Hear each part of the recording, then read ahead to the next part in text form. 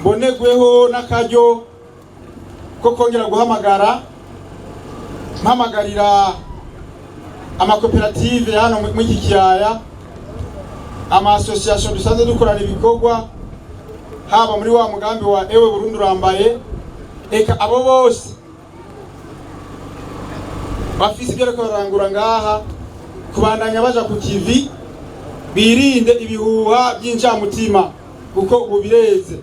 Ibihuha mu bifate ko ari ibihuha, ariko ibikorwa by'iterambere mu bigume ko mu bikomeze. Nkaba rero nashaka kurangiriza ngaha ndabakengurukira kuko tukiri ku rugendo, mu kanya tuja kwinjira mu ntara ya Cibitoke kugira ngo turabe nabo nyene imigambi myiza bariko barirangurira. Murakoze, Imana ibahezagire.